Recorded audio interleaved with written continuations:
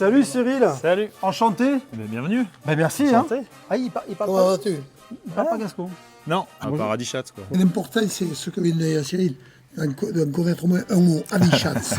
Et arrêter avec ce hill les putes de ciao, ciao, ciao, ciao, ciao, Adichat. Et là, t'as pas besoin de dire d'où tu viens. Jean, c'est mon guide là pendant 24 heures. Ouais, mais t'as le bon là. Ouais, que pour moi, c'est toujours chargé d'un peu d'émotion quand je viens ici au Château Laval, parce que dans mon passé, j'avais eu la chance de pouvoir partager le milieu de la vigne et de la viticulture avec un petit titre d'énologue. Et je venais ici au Château Laval rencontrer M. Noël Laudet, grand-père de Cyril, qui avait cette amabilité, cette délicatesse de me laisser croire que j'allais lui apprendre quelque chose.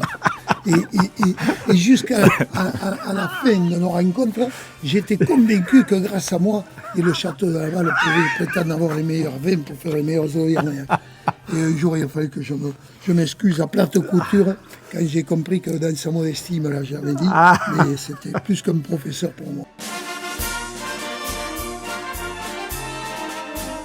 Ton histoire à toi déjà. La mienne, Ouais. bon, alors moi j'ai grandi ici, je suis né ici, Ouais, j'ai 45 ans. À l'âge de 28 ans, j'ai justement repris la suite de Noël Laudet, de mon grand-père. d'accord. Voilà, en 2007. Je me suis lancé tout doucement avec seulement 2 hectares de vignes, mais vraiment avec l'envie de relancer l'Armagnac ici à la Balle. Pour moi, c'était notre histoire et je pense vraiment que c'est notre avenir. J'avais envie de relancer ça. Mon grand-père a fait du vin pendant quelques années, histoire de, je dirais, de sauver la propriété, mais c'est un peu l'histoire de la Gascogne, où D'accord.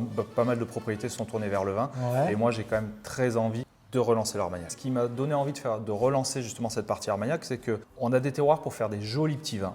On fait vraiment des jolis vins aromatiques, de la fraîcheur, souvent légers en alcool, vraiment des vins très agréables. Bien Mais sûr. on fait avant tout et surtout des grandes eaux de vie. Donc là, ça date du temps de ton grand-père de Oui, de ça Noël, ouais. on va dire que c'est essentiellement les stocks de mon grand-père et même des générations d'avant, parce que ici ça fait 8 générations qu'on fait de l'Armagnac. 8 générations. Ouais. C'est magnifique. Voilà. C'est- Donc, vous êtes une des plus vieilles familles comme ça ouais, dans le ouais, une coin, des plus ouais. vieilles, ouais, je pense. Ouais, putain, Ah c'est ouais, beau, hein. Jean-Dominique Laudet a acheté la propriété en 1820 et il était gersois pour Ouais. le coup, de Mirande. Je vous dis, On y hein, revient. c'était la Gascogne, de toute façon c'est les Gascons. Voilà. Quoi. D'accord. Et, ouais. et voilà, et après ça s'est transmis de génération en génération. Bah, c'est ouais. beau, hein, Ouais, que toi aussi tu perpétues ça, l'héritage familial. Ouais. Je suis fier de toi. Merci. Allez, on va s'arrêter là, en 74. Cet élixir, cette potion magique qui peut-être du temps des Gaulois existait, on n'en est pas sûr, mais qui a quand même malgré tout plus de 700 ans, Ouais. puisque c'est 1310, les premiers écrits, c'est Ouais. de Vital Dufour. C'est ça, l'Italie du four. Ouais, Date sur les 40 vertus de l'Armagnac. Et là, il va falloir écrire les suivantes. ouais Parce ah que bah, pourquoi pas continuer on va commencer aujourd'hui, tiens, on va continuer. Moi, on m'a dit une fois, une vertu qui n'est pas écrite fait gagner à la pétanque. Ouais, c'est vrai que Tu vois peut-être. Ouais, je pense que l'Armagnac, ouais, il y a beaucoup de vertus avec moi. Ça m'apporte beaucoup de choses. Écoutez ce bruit.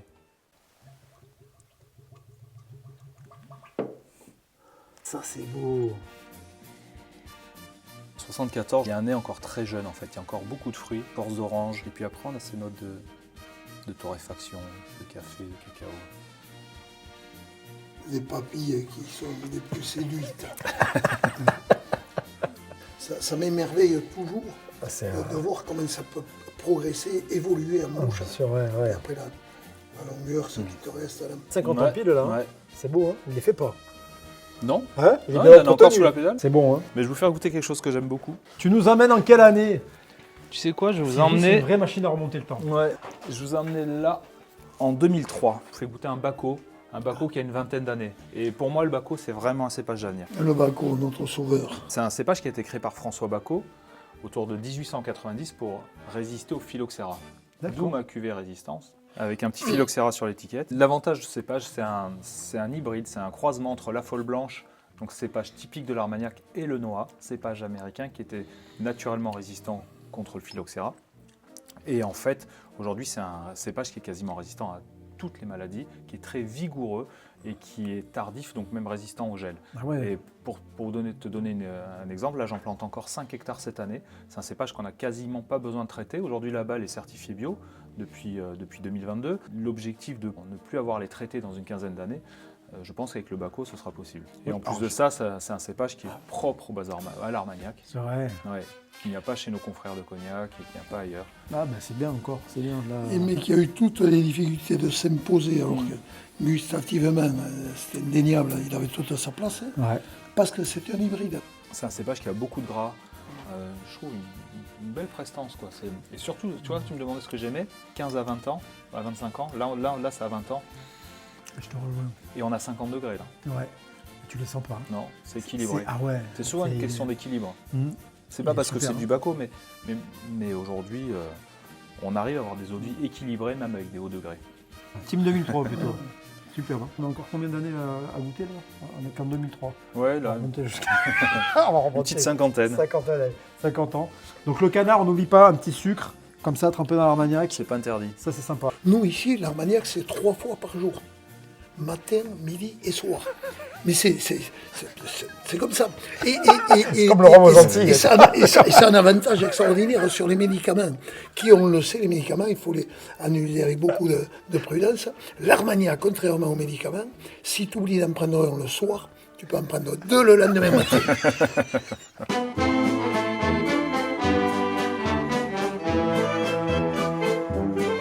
Un IGP Land, terroir des sables fauves, vraiment d'ici. Là, la lande.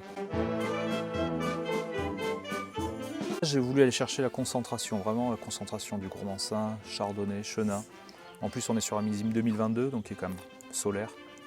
Il l'est, plutôt que c'est bon. Ta définition du terroir à toi, Cyril, c'est laquelle? Dans le terroir, il y a tout. Il y a l'air ambiant, il y a bien entendu la qualité du sol, la caractéristique du sol, mais il y a aussi la main de l'homme qui le fait. Et je pense que le terroir, c'est vraiment un ensemble de tout ça. Au terroir.